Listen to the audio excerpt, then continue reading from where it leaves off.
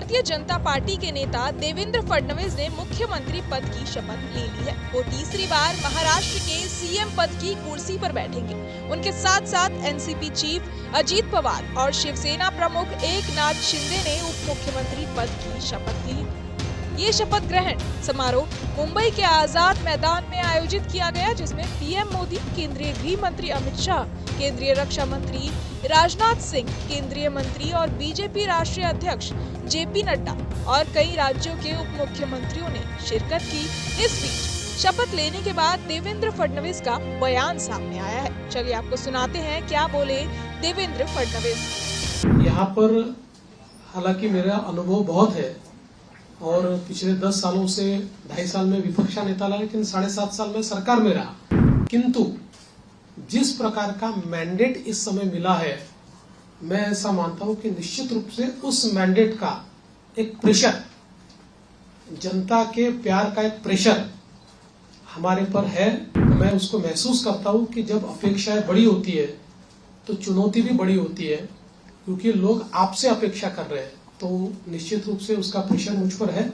देखिए, मैंने आज जो पहली सिग्नेचर की है वो हमारा जो मुख्यमंत्री आरोग्य सेवा का कक्ष है, उस कक्ष में एक कैंसर रुग्ण को बोन मैरो ट्रांसप्लांट के लिए 5 लाख रुपए मुख्यमंत्री सहायता निधि से देने का निर्णय मैंने किया है।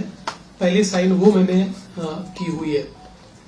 और यहाँ पर हालांकि मेरा अनुभव बहुत है और पिछले 10 सालों से 2.5 साल में विपक्ष का नेता रहा, लेकिन 7.5 साल में सरकार में रहा, तो सरकार का अनुभव भी बहुत है।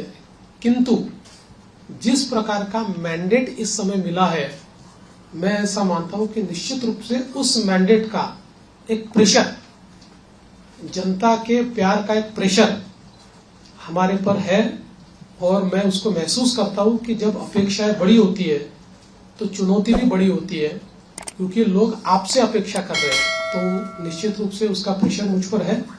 और जहां तक फिस्कल डिसिप्लिन का सवाल है, तो निश्चित रूप से उसके ऊपर हमको काम करना ही पड़ेगा, क्योंकि हमने बहुत महत्वाकांक्षी योजना की है। देखिए, क्या होता है कि नॉर्मली आप सोशल सेक्टर में और इंफ्रास्ट्रक्चर सेक्टर में, दोनों सेक्टर में एक साथ काम करते हैं, लेकिन सोशल सेक्टर का स्पेंडिंग ये हम लोगों ने 4 गुना 5 गुना बढ़ाया है, जो मैं ऐसा मानता हूं कि इकोनॉमिक्स में इसको गलत नहीं माना जाता है, क्योंकि इसका भी एक अपना रिटर्न होता है। इसके सोशल रिटर्न भी होते हैं, इसके इकोनॉमिक रिटर्न भी होते हैं, लेकिन उसका प्रेशर जरूर बजट के ऊपर आता है। तो उस बजट को बैलेंस करना ये हमारा काम होगा, हम उसको करेंगे।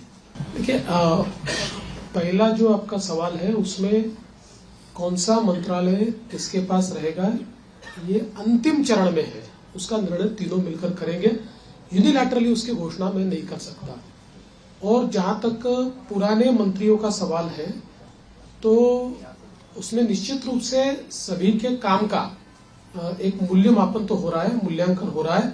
उस मूल्यांकन, क्योंकि हमारे जो दोनों साथी है, एकनाथ शिंदे जी ने भी और दादा ने भी, हम तीनों ने बैठकर ये तय किया है कि हम मूल्यांकन करेंगे, पुराने मंत्रियों के कामों का मूल्यांकन होगा, उसके आधार पर आगे का निर्णय होगा। और कई बार क्या होता है, देखिए, जब मंत्रिमंडल बनता है तो रीजनल बैलेंसेस होते हैं, अलग अलग प्रकार के समाजों का प्रतिनिधित्व होता है, तो इसलिए मुझे ऐसा लगता है कि कुछ निर्णय ये देखकर भी हम लोग करेंगे कि भाई पिछले बार उन्होंने कैसा काम किया है। कई बार ये होता है कि किसी ने अच्छा काम भी किया होता है, लेकिन रीजनल बैलेंस में क्योंकि 3 लोगों को मंत्री पद बांटने हैं, तो आगे पीछे होता है। आपको बता दें कि फडणवीस साल 2014 में पहली बार सीएम बने थे। उन्होंने 5 साल सरकार चलाई और 2019 में बीजेपी ने सबसे ज्यादा सीटें जीती, लेकिन पार्टी सरकार नहीं बना पाई। 2.5 साल बाद बीजेपी ने एकनाथ शिंदे के नेतृत्व में एनडीए की सरकार बनाई और फडणवीस डिप्टी सीएम बनाए गए। अब फडणवीस ने तीसरी बार महाराष्ट्र के मुख्यमंत्री पद की शपथ ले ली है। बहरहाल, इस पूरी खबर को सुनकर आप क्या कुछ सोचते हैं, हमें कमेंट बॉक्स में जरूर बताएं। और ऐसी और वीडियोस के लिए सब्सक्राइब करें न्यूज नेशन। न्यूज नेशन अब व्हाट्सएप पर खबरों के ताजा अपडेट के लिए न्यूज नेशन के इस क्यूआर कोड को स्कैन करें।